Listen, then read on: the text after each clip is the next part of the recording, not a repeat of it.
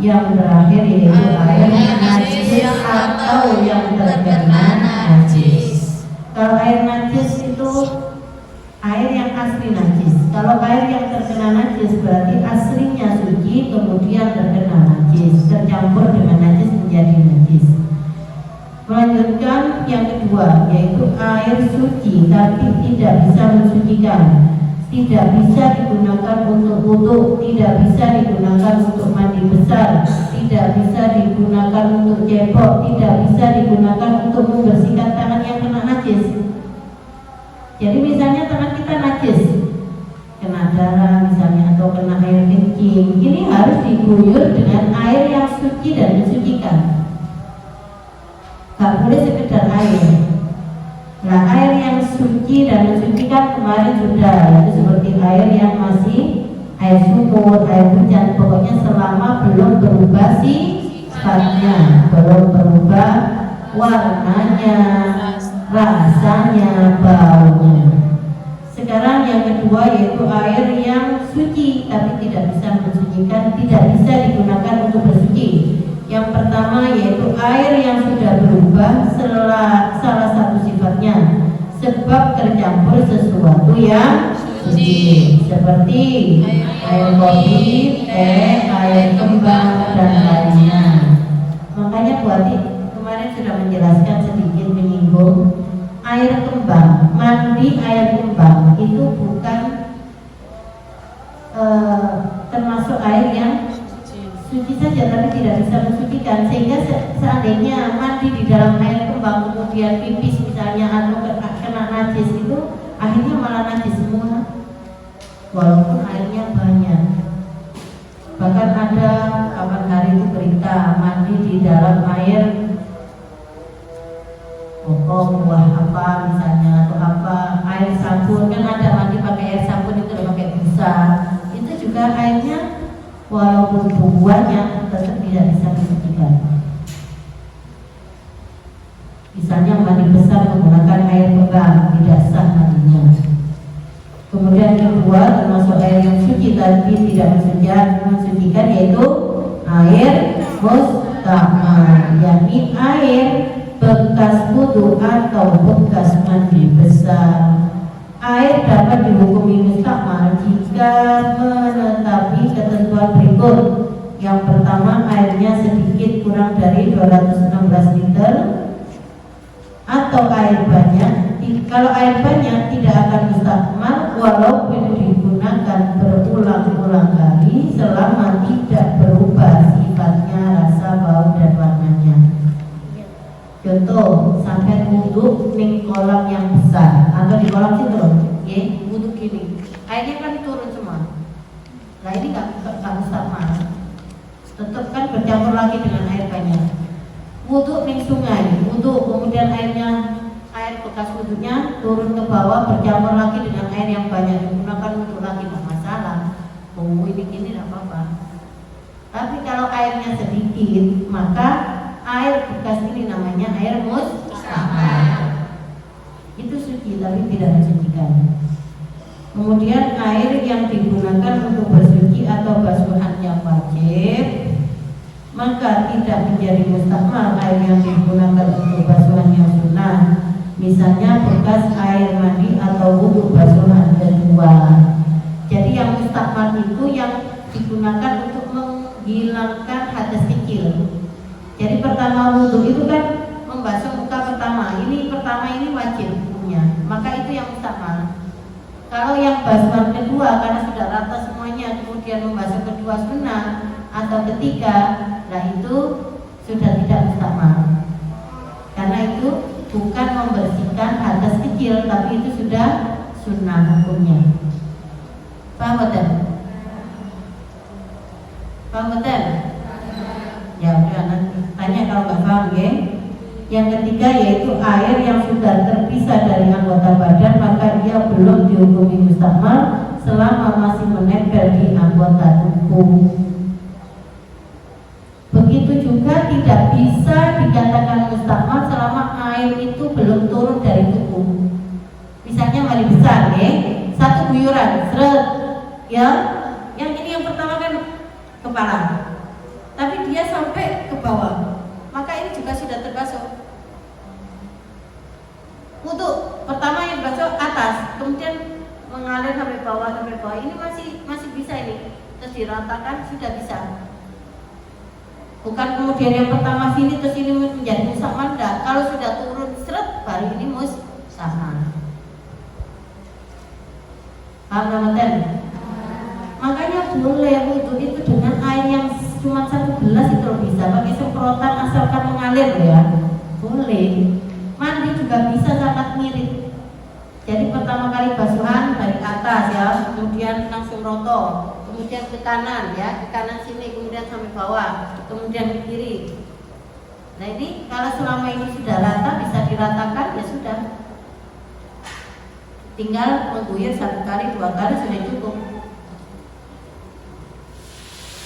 Kemudian air yang keluar dari tanaman atau buah seperti air kelapa, air jeruk dan lainnya ini termasuk air yang suci tapi tidak mensucikan.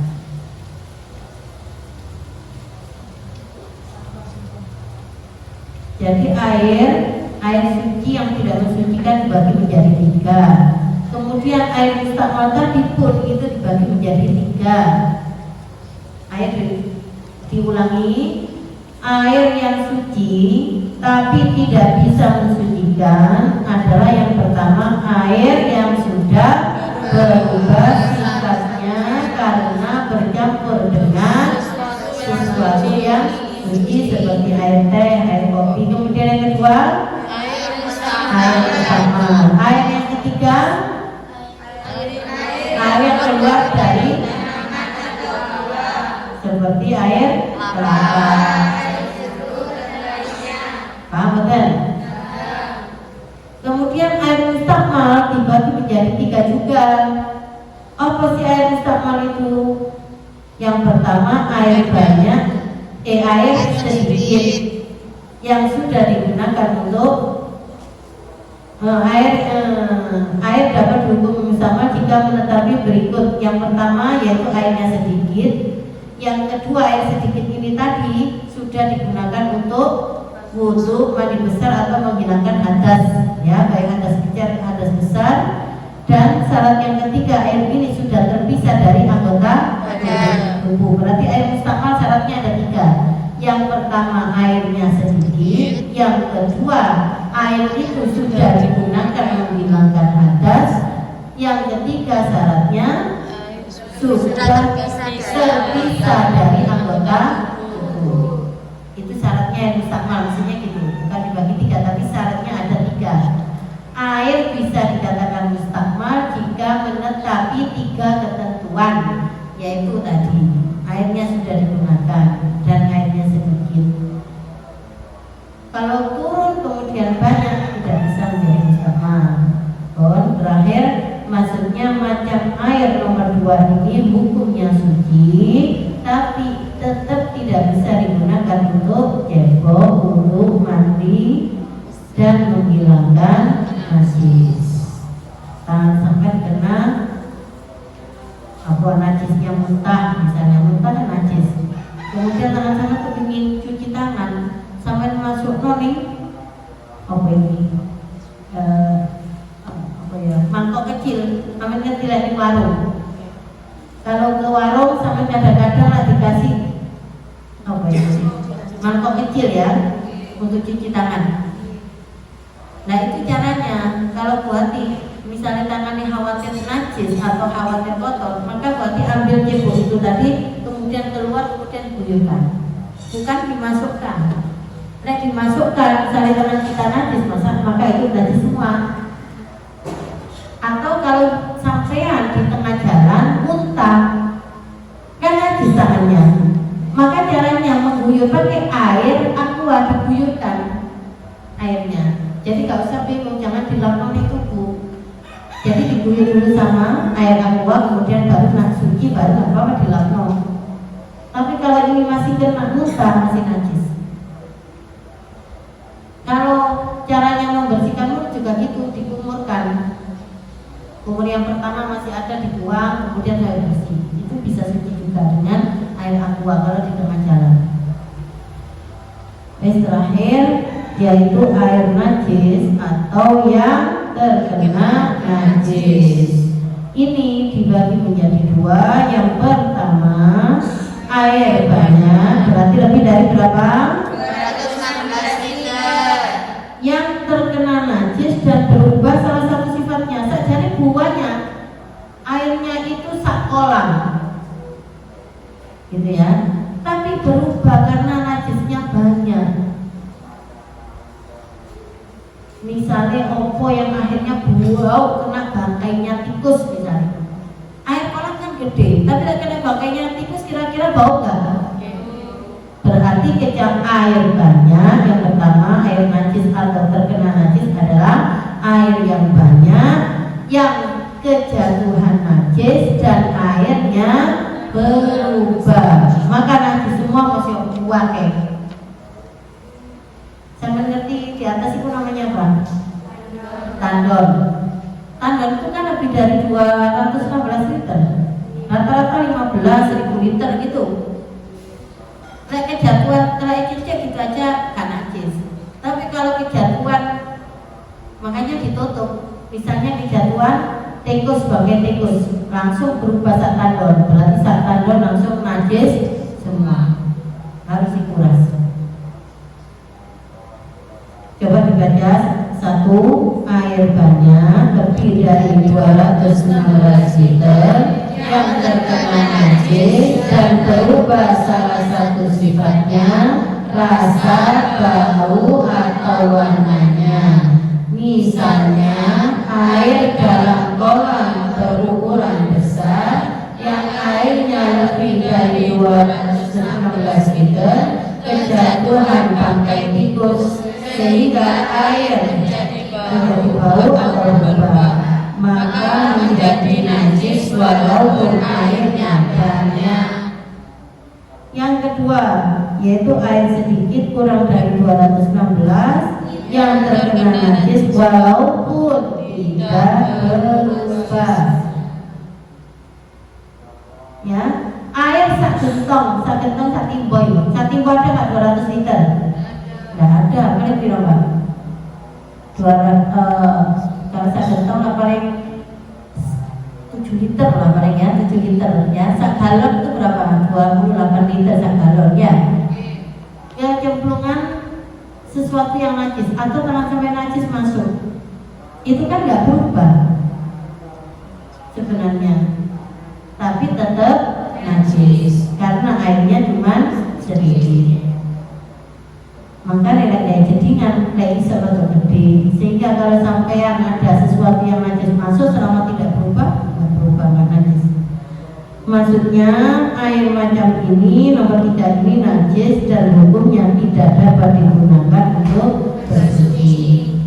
Contoh yang paling sering ya, yang paling sering ini contoh terakhir sebelum selesai, yaitu adik bayi.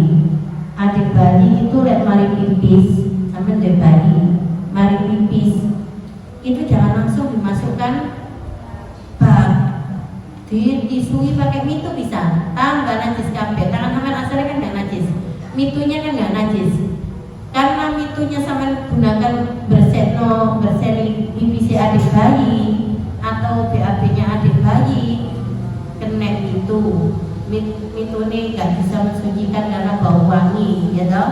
Kemudian tangannya sampai dia najis kabeh, sampai lebono nih bak asal sing najis mek bokong itu, akhirnya akhirnya kena wajahnya kuwabe najis sak tangan sampai sak kelambine sak singgomo. Caranya kalau ada adik bayi pipis BAB gimana? Ya kita guyur dulu pakai